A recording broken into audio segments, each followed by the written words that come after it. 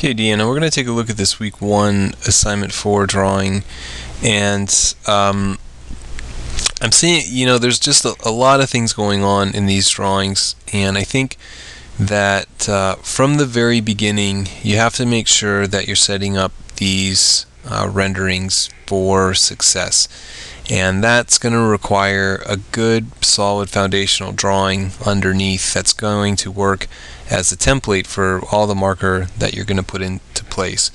Once that's done, I think most of it just comes down to just practicing the technique and trying to master what we've kind of laid out this week in terms of the blind and the side to side.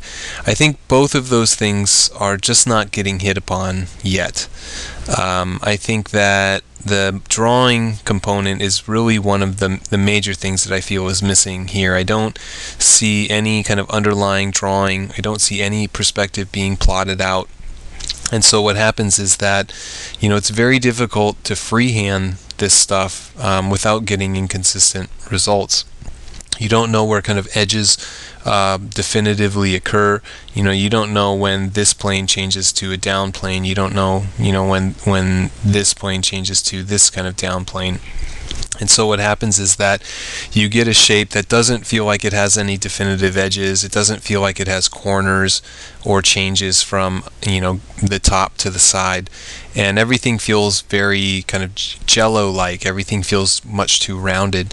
And a lot of that just comes from not having a drawing underneath to tell you, where these things need to occur, where this change in value needs to occur.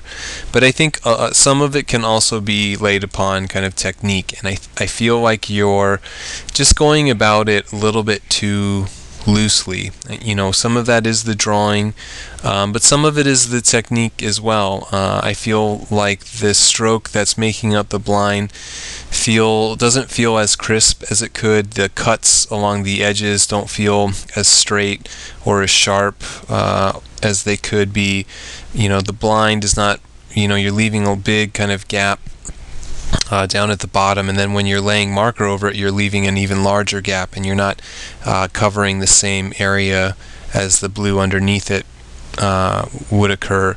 And things like colored pencil, I barely notice that colored pencil is being used here, and I think it needs to be, you need to be more aggressive with both the darker value and even a lighter value like the white on the top, which I can really just start to make out. So I think you just need to take your time. I think you need to make sure that you have a good drawing underneath and that you very carefully lay in whatever technique you want to be using, whether it's the side to side or the blind. I don't know if it's the paper. I don't know if it's how you're working with the blind. Maybe you're making this stroke and then you're stopping down here and it's starting to pool, but you have to kind of make it as one kind of fluid motion. It should start, it should end, and you should be done. It shouldn't start and the marker kind of rests and it pools, and then you go and then you stop and then it rests and it starts to pool and then you release.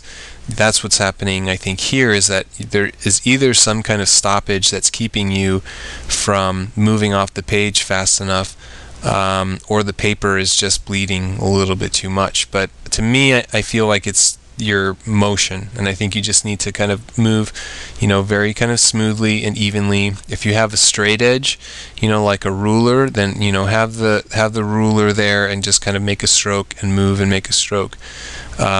But it feels too loose. It doesn't feel like there's any kind of definition to anything. I think the material usage, you could be more aggressive with the colored pencil, and you could be much more strict with how you're using the grays with the blue underneath it. And I think you need to take your time. I think you need to give these assignments, more than just one very quick run. You might need to be practicing the assignment 2 or 3 or 4 times.